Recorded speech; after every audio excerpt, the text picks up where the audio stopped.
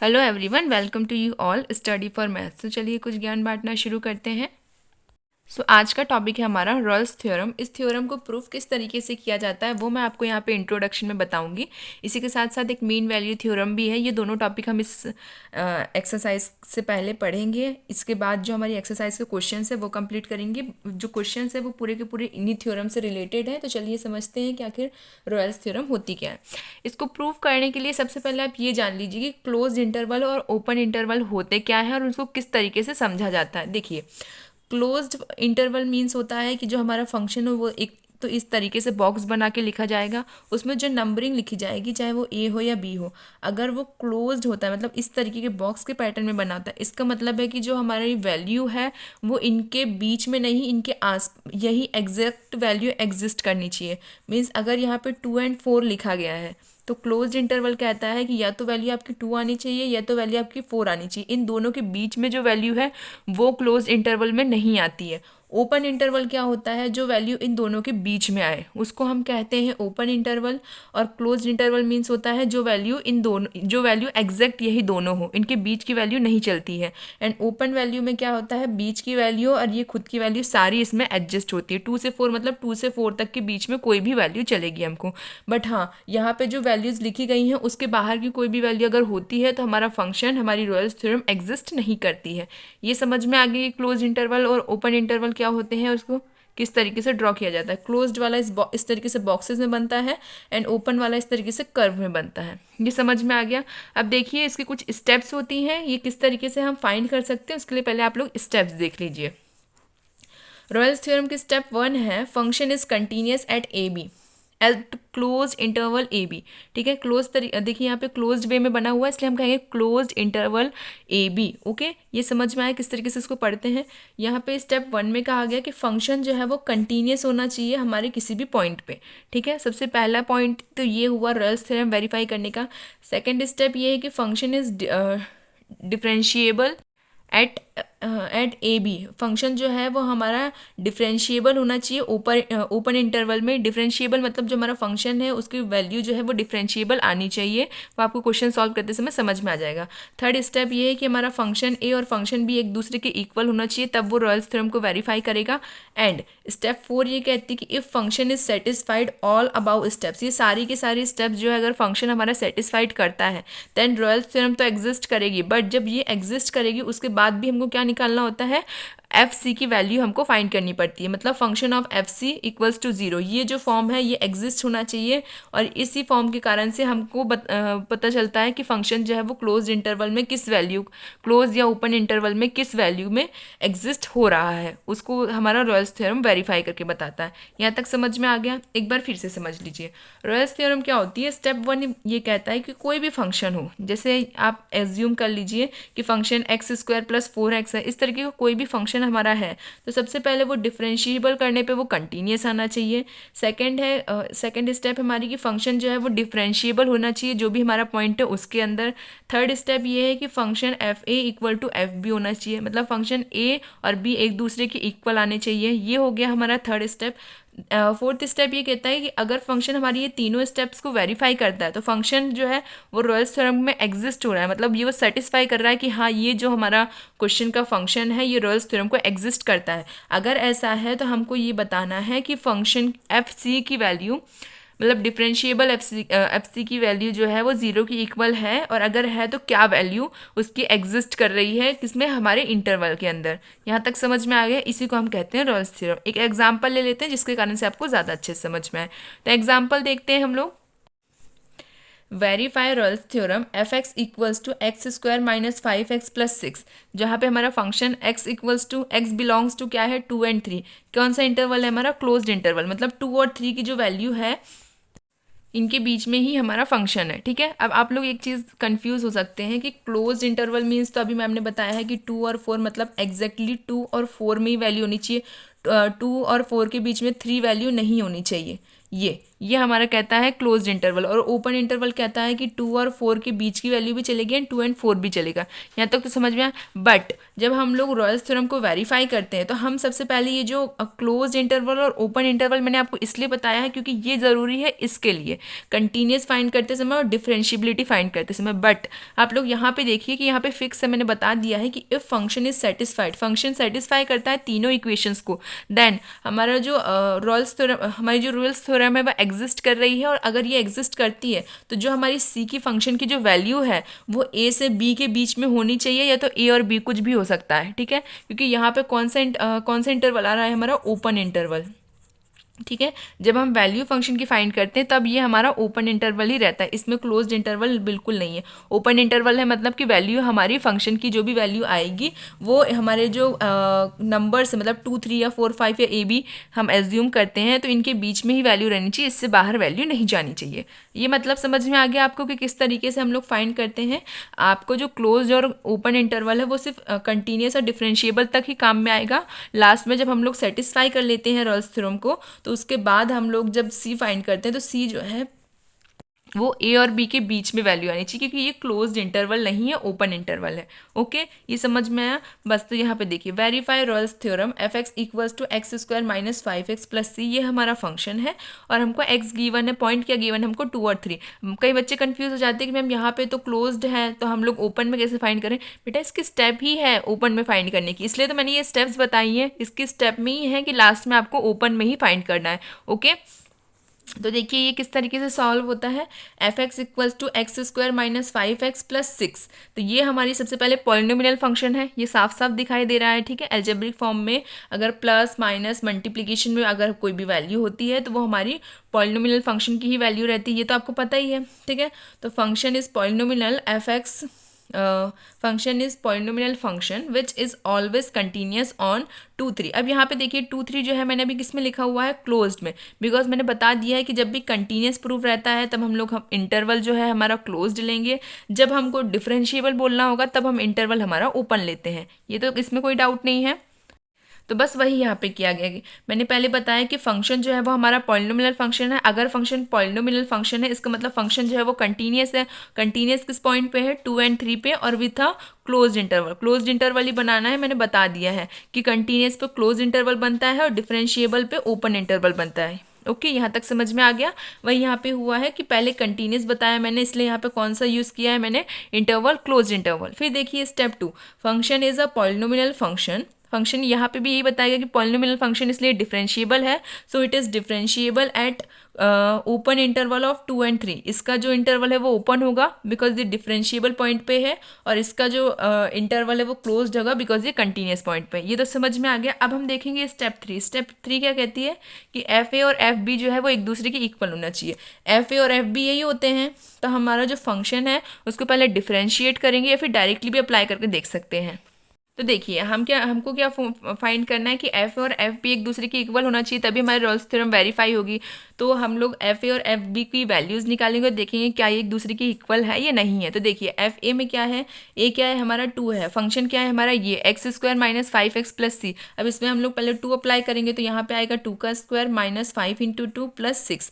अब देखिए 2 का स्क्वायर इज 4, 5 2 ज़ा 10 एंड प्लस 6, तो 6 प्लस 4 इज 10 एंड यहाँ पे ऑलरेडी माइनस में 10 है तो 10 माइनस 10 इज 0। ये तो समझ में आ गया। सिमिलरली फंक्शन बी के लिए देखिए, फंक्शन बी की वैल्यू क्या है हमारी 3 है, तो यहाँ पे हम लोग इसमें 3 पुट करेंगे तो क्या आ रहा है हमारा सॉल्यूशन, यहाँ पे आएगा 3 का स्क्वायर, यहाँ पे आएगा 5 इंटू 3 प्लस 6। तो देखिए 3 का स्क्वायर इज 9, 3 5 ज़ा 15 एंड यहाँ पे प्लस 6। अब 6 प्लस 9 इज 15, और यहाँ पे पॉजिटिव का 15 है, यहाँ पे ऑलरेडी नेगेटिव का 15 है, तो 15 माइनस 15 इज 0। तो यहाँ पे भी 0 आ रहा है, यहाँ पे भी 0 आ रहा है, मतलब एफ ए और एफ बी जो है वो एक दूसरे के इक्वल आ रहे हैं। अगर ये इक्वल आ रहे हैं मतलब हमारी रॉल्स थ्योरम की तीनों स्टेप वेरीफाई हो रही हैं। इसमें 3 स्टेप्स क्या रहती है, पहले तो आपको कंटिन्यू बताना है, फिर आपको डिफरेंशिएबल बताना है, फिर आपको F A equals to F B बताना है। तीनों की तीनों कंडीशन वेरीफाई हो रही है, मतलब रॉल्स थ्योरम जो है वो हमारी एग्जिस्ट करती है, सेटिस्फाइड है। यहाँ तक समझ में आ गया। अब देखिए अब हमको क्या फाइंड करना है, F dash C equals to 0, ये हमको फाइंड करना है। इसके कारण से हमको जो हमारा क्लोज्ड इंटरवल है उसमें बताना है कि क्या हमारी वैल्यू क्लोज्ड इंटरवल के आसपास आ रही है, मतलब इसके बीच में आ रही है या नहीं आ रही है, ये हमको फाइंड करके बताना है। तो हमारा फंक्शन देख लीजिए क्या है, F X equals to X square minus 5x plus 6। हमको क्या फाइंड करना है, इसका डिफरेंशिएबल, बिकॉज यहाँ पे देख लीजिए एफ डैश सी लिखा हुआ है। एफ डैश सी मतलब यही है कि फंक्शन का पहले डिफरेंशिएबल हुआ है, डिफरेंशिएट होने के बाद उसमें जहाँ पे भी एक्स है वहाँ पे क्या पुट हो जाएगा, सी। तो देखिए आप लोग, यहाँ पे हमारा डिफरेंशिएबल फंक्शन था, इसका डिफरेंशिएशन करेंगे। एक्स स्क्वायर का differentiation is 2x, because formula क्या होता है, एक्स की पावर n, n बाहर और n में से -1, यही हमारा फॉर्मूला होता है, वही यहाँ पे किया। 2 बाहर आ गया, 2 में से 1 गया तो बचेगा 1। ओके, यहाँ पे 5 का डिफरेंशिएशन, 5 कांस्टेंट रहेगा, x का डिफरेंशिएशन क्या होता है हमारा 1, तो 1 के से मल्टीप्लाई भी होगा तो भी हमारी वैल्यू वही आनी है, यहाँ तो कोई डाउट नहीं है। अब देखिए, अब यहाँ पे आप लोग देखिए, यहाँ पे जो हमारा फंक्शन आया है डिफरेंशिएट करने के बाद वहाँ पे हमको क्या पुट करना है, सी वैल्यू पुट करनी है। तो पुट कर दीजिए, जहाँ पे भी एक्स है वहाँ पे सी आ गया, 2c माइनस 5। अब 2c minus 5 according to this form, हमको इस फॉर्म में ये जो वैल्यू है लिखनी है, मतलब F differentiable C equals to 0, तो ये डिफरेंशिएबल वैल्यू है, इसके इक्वल में 0 रहेगा। अब आप लोग देखिए, हमको क्या फाइंड करना है, सी की वैल्यू। सी की वैल्यू ही हमको बताएगी क्लोज इंटरवल में क्या हमारा फंक्शन वेरीफाई हो रहा है, मतलब बिलोंग्स टू हो रहा है या नहीं हो रहा है। तो देखिए 2c माइनस 5 इक्वल्स टू 0, ये जो 5 है हमारा उधर साइड जाएगा, ठीक है, और ये जो 2 मल्टीप्लाई में है इक्वल के उधर जाएगा तो डिवाइड में आ जाएगा। तो सी की वैल्यू क्या है हमारी 5/2, ये पॉजिटिव है तो ये नेगेटिव है, उधर जाके पॉजिटिव में बन जाएगा, और ये मल्टीप्लाई में है तो उधर जाके डिवाइड में बन जाएगा। तो सी इक्वल्स टू 5/2, ये हमारी वैल्यू आई। इसको सॉल्व करने पे हमारी वैल्यू आ रही है 2.5। 2.5 जो है हमारे पॉइंट में देखिए इंटरवल की वैल्यूज़ जो हैं 2 और 3 है, 2.5 मतलब इसके बीच की वैल्यू है। तो मतलब हमारी जो कंडीशन है, हमारा जो रॉयल्स थ्योरम है वो वेरीफाई कर रहा है। क्यों?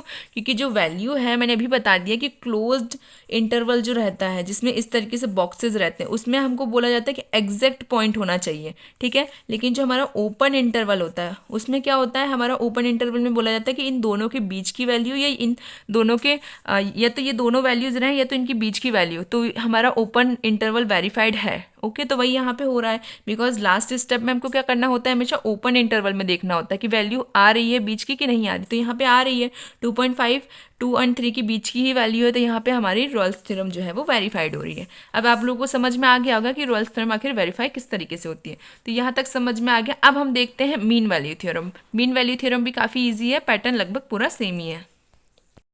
अब देखिए, मीन वैल्यू थ्योरम की स्टेप 1 है function is continuous at a close interval A and B. यहाँ पे भी वही है, फंक्शन जो है हमारा कंटिन्यूस होना चाहिए सबसे पहले। सेकंड स्टेप है हमारी कि फंक्शन जो है वो डिफरेंशिएबल होना चाहिए, किसमें, ओपन इंटरवल में। यहाँ तक तो कोई डाउट नहीं है। फिर थर्ड स्टेप में चेंजेस है। थर्ड स्टेप में क्या है कि फंक्शन ए और फंक्शन बी जो है वो एक दूसरे की इक्वल नहीं होना चाहिए। रॉयल्स थ्योरम में क्या था, हमारा function A and function B जो है वो एक दूसरे की इक्वल था, बट इसमें मीन वैल्यू थ्योरम में function A and function B एक दूसरे की इक्वल नहीं होगा। स्टेप 4 क्या कहती है, if function is satisfy all about steps the mean value theorem exist. जब हमारा फंक्शन जो है वो सेटिस्फाइड कर देता है तीनों स्टेप्स को, तो हमारी जो मीन वैल्यू थ्योरम है वो एग्जिस्ट करेगी, बिकॉज ये सेटिस्फाइड कर रही है, सारी फॉर्म जो है, सारी स्टेप्स जो है वो सेटिस्फाई कर रही है फंक्शन को, और अगर फंक्शन को सेटिस्फाई कर रही है तो मीन वैल्यू थ्योरम जो है वो एग्जिस्ट करेगी। ठीक है, यहाँ तक तो कोई डाउट नहीं है। और यहाँ पे भी वही है कि सी जो है वो बिलोंग करता है ए एंड बी को। ए एंड बी को बिलोंग तो कर रहा है, बट किसके साथ, ओपन सेट के, ओपन इंटरवल के साथ। ओपन इंटरवल मतलब वैल्यू जो है वो इन दोनों के बीच की रहेगी, यहाँ तक कोई डाउट नहीं है। वहाँ पे फंक्शन में क्या करते थे कि जब डिफरेंशिएबल करने के बाद F dash C equals to 0 इस फॉर्म में सॉल्व करते थे। यहाँ पे किस फॉर्म में सॉल्व करेंगे, F dash C equals to F B minus F A upon B minus A. ये हमारा फॉर्मूला है डिफरेंशिएबल फाइंड करने का, मतलब इसकी वैल्यू फाइंड करने का ये हमारा फॉर्मूला है मीन वैल्यू थ्योरम को। तो चलिए क्वेश्चन वाइज देखते हैं। तो क्वेश्चन वाइज क्या है, आप लोगों को ज़्यादा अच्छे समझ में आता है, तो एक एग्जाम्पल ले रही हूँ, तो चलिए देखते हैं।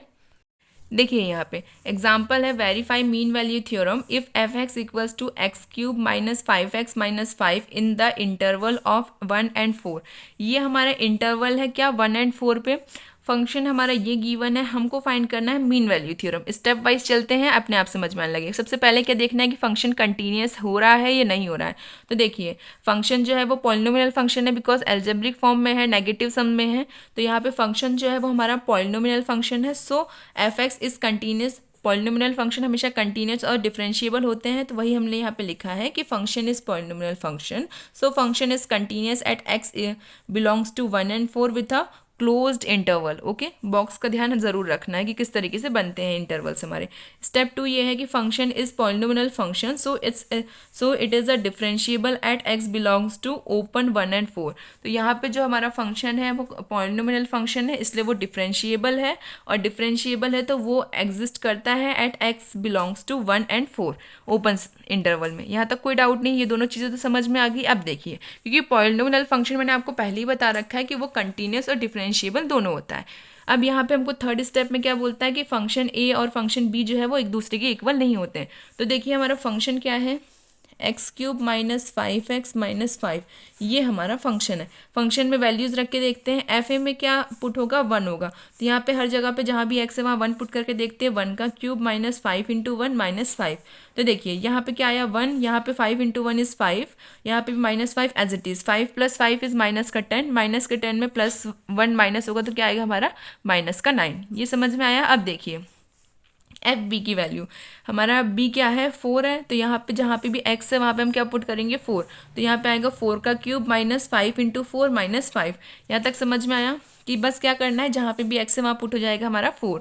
4 का cube is 64, 5 into 4 is 20, and यहाँ पे minus 5 as it is, 20 plus 5 is 25, 25 में से 64 माइनस होगा तो क्या आएगा हमारा 39। ओके, अब देखिए यहाँ पे आ रहा है 39, यहाँ पे आ रहा है -9, मतलब एफ ए और एफ बी जो है वो एक दूसरे के इक्वल नहीं है। एक दूसरे के इक्वल नहीं है मतलब हमारी तीनों जो स्टेप्स है वो वेरीफाई कर रही हैं कि हाँ ये मीन वैल्यू थ्योरम है। तो so mean value theorem exist and this satisfied all above equations या ऑल अबाउ स्टेप्स। ठीक है, ये भी लिखना है साथ में कि जो हमारी मीन वैल्यू थ्योरम है वो तीनों की तीनों स्टेप्स को सेटिस्फाई कर रही है, वैलिड है। ओके, यहाँ तक समझ में आया। अब हमको लास्ट में क्या फाइंड करना होता है, सबसे पहले जो हमारा फंक्शन उसका डिफरेंशिएबल करना पड़ता है, उसके बाद जो एफ डैश सी का फॉर्मूला है उसमें वैल्यू अप्लाई करनी होती है। तो देखिए आप लोग, फंक्शन क्या था हमारा, F X equals to X cube minus 5x minus 5। यहाँ पे इसका डिफरेंशिएशन करेंगे तो देखिए यहाँ पे क्यूब में है, अगर कोई भी वैल्यू जो है पावर में होती है तो उसका किस तरीके से डिफरेंशिएशन होता है, एन बाहर आता है, एन एक्स माइनस 1, मतलब जो हमारी वैल्यू है वो बाहर आएगी, उस वैल्यू में से 1 माइनस होगा, तो 3 बाहर आ गया, 3 में से 1 गया तो बचा 2, तो 3x² माइनस, यहाँ पे देखिए इसका डिफरेंशिएशन 5 जो है कांस्टेंट है तो वो एज इट इज़ रहेगा। x का डिफरेंशिएशन क्या होता है, 1 का इससे मल्टीप्लाई होगा तो वैल्यू यही आएगी, और -5 का डिफरेंशिएशन 0 बिकॉज ये कांस्टेंट वैल्यू है। ओके, अब हम फंक्शन में c पुट करेंगे तो F dash C equals to 3² minus 5, ये हमारी एफ डैश सी की वैल्यू आ रही है। अब फॉर्मूला क्या होता है इसका, F dash C equals to F B minus F A upon B minus A, मतलब यहाँ पे जो वैल्यू आएगी वो हमारी वैल्यू ये फंक्शन में पुट करने के बाद की आएगी, और एफ बी माइनस ए में जो हमको पॉइंट्स गिवन थे, इंटरवल गिवन था, वो आएगा यहाँ पे। इतना समझ में आ गया। कंफ्यूज हो जाते हैं ना बच्चे, यहाँ पे एफ बी में और एफ बी और एफ ए में और बी माइनस ए में दोनों में एक ही वैल्यू आएगी, एक वैल्यू नहीं आएगी। यहाँ पे फंक्शनेबल वैल्यू आती है, यहाँ पे पॉइंट वाली जो इंटरवल की जो वैल्यू है वो आती है। यहाँ तक समझ गए। और एफ डैश सी की जो वैल्यू है मैंने अभी फाइंड करके यहाँ पे दिखाई है आपको। यहाँ तक समझ में आ गया। सबकी वैल्यूज पुट कर देते हैं। तो देखिए एफ बी की वैल्यू क्या थी हमारे पास 39, और एफ ए की वैल्यू क्या है हमारे पास -9। तो देखिए यहाँ पे हमारे फंक्शन की वैल्यू पुट हो गई, एफ डैश सी जो फंक्शन है हमारा वहाँ उसकी वैल्यू पुट हो गई। एफ बी क्या है हमारा 39 एंड एफ ए क्या है हमारा -9। यहाँ पे बी क्या है हमारा 4 एंड ए क्या है हमारा 1, बीच में माइनस का साइन एज इट इज़। यहाँ पे क्या होगा माइनस माइनस हो जाएगा हमारा प्लस, तो 39 + 9, 4 में से 1 जाएगा तो बचेगा 3, और बाकी ये जो फंक्शन ये एज इट इज़। यहाँ तक कोई डाउट नहीं है आई होप। 39 + 9 इज़ 48, तो यहाँ पे आ गया 48, 3 जो है वो एज इट इज़, और ये जो फंक्शन है आया है हमारा वो एज इट इज़ लिखा हुआ है। यहाँ तक तो आप आई होप आपको कोई डाउट नहीं है। अब देखिए 3c² - 5 इक्वल्स टू 48/3। अब क्या करेंगे हम लोग, ये जो 5 नेगेटिव में है उधर जाएगा तो किसमें चेंज हो जाएगा, पॉजिटिव में, क्योंकि हमको c की वैल्यू फाइंड करनी है। तो हम सारे के सारे फंक्शंस जो हैं वो इक्वल के उधर साइड भेजेंगे। तो यहाँ सबसे पहले 5 भेजा, तो 5 जो है वो नेगेटिव है, उधर जाएगा तो किसमें चेंज हो जाएगा, पॉजिटिव में। तो 3c² इक्वल्स टू 48 + 5, एलसीएम लेंगे तो क्या आएगा 48 + 15/3। ओके, और यहाँ पे 3² एज इट इज़। अब हम लोग क्या करेंगे, 48 प्लस 15 इज 63 एंड अपॉन में 3 चल ही रहा है, 3 से 63 कैंसिल होगा तो क्या आएगा हमारा 21। अब यहाँ पे बचा हमारा 21 और यहाँ पे है 3c के साथ मल्टीप्लाई में है, इक्वल के उधर जाएगा तो डिवाइड में चेंज हो जाएगा, यहाँ पे तो कोई डाउट नहीं है। तो ये 3 जो है हम इक्वल के उधर भेज देंगे तो डिवाइड में आ गया, तो c² इक्वल्स टू 21/3। तो यहाँ पे हम लोग क्या करेंगे, स्क्वायरिंग बोथ साइड कर सकते हैं, बिकॉज यहाँ पे जो हमारा स्क्वायर है ये उधर जाएगा तो किस में चेंज हो जाएगा, रूट में चेंज हो जाएगा। तो आपको पता है ना कि कोई भी वैल्यू अगर स्क्वायर में होती है तो वो इक्वल के उधर जाके किस में चेंज होती है, रूट में चेंज हो जाती है। तो रूट 21/3। अब अगर हम लोग इसको वापस इधर भेज देते हैं, अगर ये रूट की वैल्यू अगर नहीं फाइंड करने में टफ आती है तो हम लोग क्या करेंगे, इस रूट को ऐसे ही रहने देंगे, ठीक है। इस स्टेप की जगह पे आप लोग कुछ ना कीजिए, बस इसको इसमें से काटेंगे तो क्या बचेगा हमारा 7। तो हम अब जाके इसमें रूट अप्लाई कर देंगे तो हमारी वैल्यू क्या आ रही है, √7, ठीक है। देखिए कंफ्यूज मत होइए, यहाँ तक तो 63/3 ये तो समझ में आ गया। इसके बाद हमने इसको कैंसिल किया तो क्या आ रहा है हमारा 21। यहाँ पे हम लोगों को क्या करना है, सी को फ्री करना है। तो यहाँ पे जो 3 है इसको हम इक्वल के उधर भेजेंगे तो यहाँ मल्टीप्लाई में इक्वल के उधर जाएगा तो डिवाइड में आ जाएगा, यहाँ तक तो कोई डाउट नहीं है। या तो आप इसको स्क्वायरिंग करके यहीं पर छोड़ दीजिए, यहीं पर छोड़ देंगे तो उसमें कन्फ्यूजन ये है कि वैल्यूज़ जो है थोड़ी बड़ी बड़ी हैं, तो आप लोग कन्फ्यूज़ हो जाओगे कि क्या हमारी वैल्यू इसके अंदर मतलब इसके आसपास वैल्यू हमारी आ रही है या नहीं आ रही है ओपन इंटरवल में, क्योंकि हमको लास्ट में यही फाइंड करना होता है कि हमारा सी जो फंक्शन है वो ओपन इंटरवल में है या नहीं है उसकी वैल्यू। इसलिए हम लोग क्या करेंगे, पहले 3 से 21 को कैंसिल करेंगे तो 3 7 21 होता है। तो अब जो हमारा स्क्वायर है वो रूट में जाएगा, अगर स्क्वायर इक्वल के उधर जाएगा तो वो रूट में आएगा। तो क्या वैल्यू होगी हमारी, वैल्यू होगी हमारी c इक्वल्स टू √7। अब √7 की वैल्यू होती है हमारी 2.64, ठीक है। रूट की वैल्यूज़ किस तरीके से निकाली जाती है अगर आप लोगों को पता करना है तो आप लोग मुझे कमेंट सेक्शन में ज़रूर बताइएगा, मैं इसके अलग से सेपरेट वीडियो बना दूंगी, बिकॉज ये काफ़ी इजी ट्रिक से भी फाइंड करते हैं हम लोग, ठीक है। तो इसलिए अगर आप लोग को रूट की वैल्यूज़ निकालना आता है तो वो बहुत अच्छी बात है, बट अगर नहीं आता है आप लोग को सीखना है तो आप लोग मुझे कमेंट सेक्शन में बताइएगा, मैं अलग से सेपरेट वीडियो बना के आपको समझा दूंगी, ओके। तो यहाँ पे √7 की वैल्यू हमारी 2.64। तो ये जो 2.64 है तो 4 को हटा दिया, अगर 2.6 को भी देखो तो ये 1 से 4 के बीच में ही आ रही है, बिकॉज 1 से 4 के बीच में क्या क्या आता है, 1 2 3 4, ये जो वैल्यू है हमारी यहाँ बीच में आ रही है, 2 और 3 के बीच में, मतलब इन दोनों के बीच में ही हमारी वैल्यू है। अगर वैल्यू बीच में है मतलब हमारा मीन वैल्यू थ्योरम जो है वो एग्जिस्ट कर रहा है, ठीक है, सेटिस्फाइड है, एग्जिस्ट कर रहा है हमारे पूरे फंक्शन को। ये समझ में आ गया। बस इसी तरीके से आपको मीन वैल्यू थ्योरम और रोल्स थ्योरम जो है वो एग्जिस्ट करती हैं, किस तरीके से एग्जिस्ट करती है उसके स्टेप्स मैंने बता दी है, सॉल्यूशंस बता दिए विथ एग्जांपल। आई होप आपको कोई डाउट नहीं होगा। Thank you so much for watching my video, keep watching, keep sharing, thank you.